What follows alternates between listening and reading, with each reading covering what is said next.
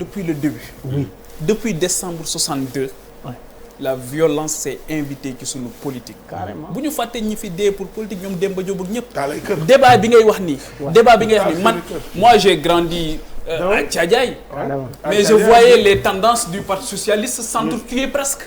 débat bi ngay wax nii sunu intellectuels yi ñoo dañ ci am rôle. pourquoi mënuñu am débat. bon tu me diras avec une presse boo xamante ni yéex na. ubbeeku ni ko nga xamante ni noonu lañu ko ubbee vers dans les années 2000 mais sunu intellectuels yi ngay wax ni dañ ci am une responsabilité parce que débat boobu ngay wax entre Mbaye Niang entre Iba Der yooyu débat par presse interposé la woon amul woon toog waxtaan autour d'une table loolu sax daanaka culture boobu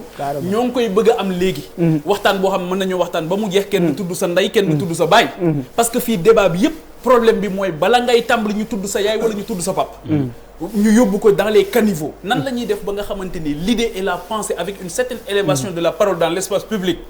dina revenir au cœur de la mais regarde ce qui se passe à l'Assemblée nationale on me dit que dans les autres assemblées dañuy xeex mais c'est vrai mais foofu xeex bi lay tax ñu xeex bokkul ak lii tax ñu xeex fii mën nañoo rayante nag ci la question relative à l'immigration mën nañoo rayante sur la question relative à la courbe du chômage mën nañoo rayante par rapport à des questions yoo xamante ni économiques yu kii à l'identité mais fii débat bi c'est les places carrément c'est la place c'est le poste c'est les privilèges da ngay dégg sax ku ne yow sama teraanga nga may kii wala diw ñëw na jox na ma teraanga damaa war a joxe suma bakkan donc pour man le curseur déplacé bi ñu ko waroon def te pour man c'était ça l'élégance de Léopold Sédar Senghor parce que bu amee pouvoir yëpp dem Fatick campagne tournée économique gis benn ndaw bu taxaw jël parole wax mu impressionné ko muy Mamadou Dia instituteur mu jël ko ne ko yow soxla naa la pour ñu jële Sénégal fii mu nekk am fu ñu ko yóbbu jox ko plein pouvoir sur le plan économique mu am gis-gis ENEA bii nekk fii tey école nationale d'économie appliquée c'est sous l'impulsion de Dia ak yeneen yoo xamante ni il avait une vision jël koo xamante ni bokkuloon moom ak moom parti xeexul pour mu yor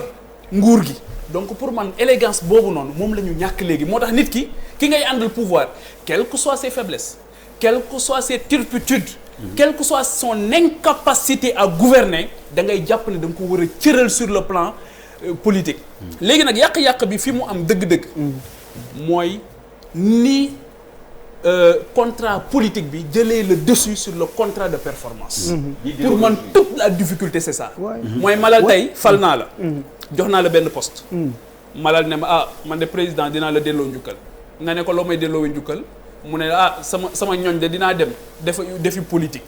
ma ne la man loolu taxul ma fal la dama la fal parce que y a un contrat de performance donne-moi des résultats